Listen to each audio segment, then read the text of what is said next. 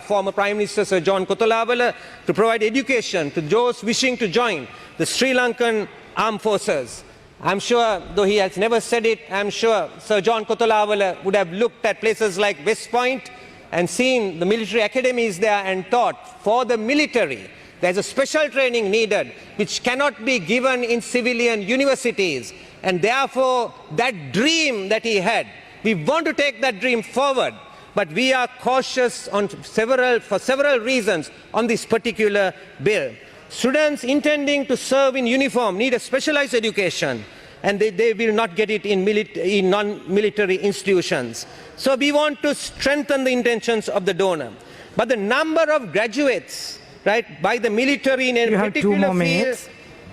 You got 2 more minutes. In a particular field is going to be limited. For example, in the past year or something, I was told 40 medical students, one student to follow courses in law.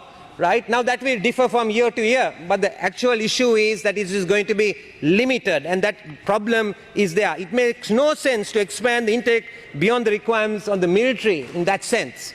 We are not opposed to the principle of military university. We are opposed to the bill for 3 reasons. Self-regulation and supplier can't be the same.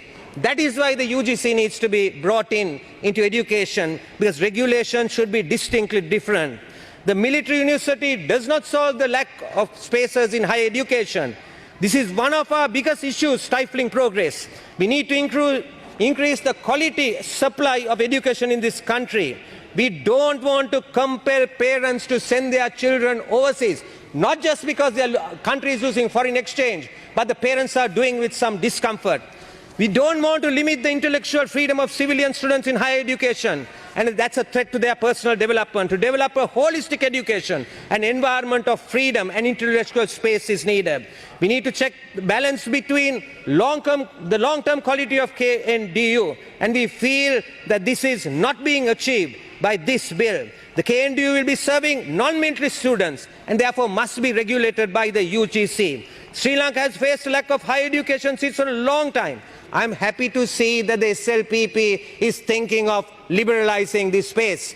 Across the barriers of Parliament, whether we are in government or in opposition, this is something that we must get together and do. We mustn't do what we did to SAITM. I feel sorry when I think about the late Dr. Neville Fernando, who proposed. The people in the Sri Lanka Freedom Party brought it here. We supported it. They encouraged it. And ultimately, when they went into opposition, Member, please wind up. I'm going to wind up. They actually destroyed that opportunity. So there are many suppliers, government, non-government, and non-profit. Some of the world's most reputed universities are non-profit, non-government, a model that needs to be considered. And I'm hoping the government will create the space for that by bringing a bill.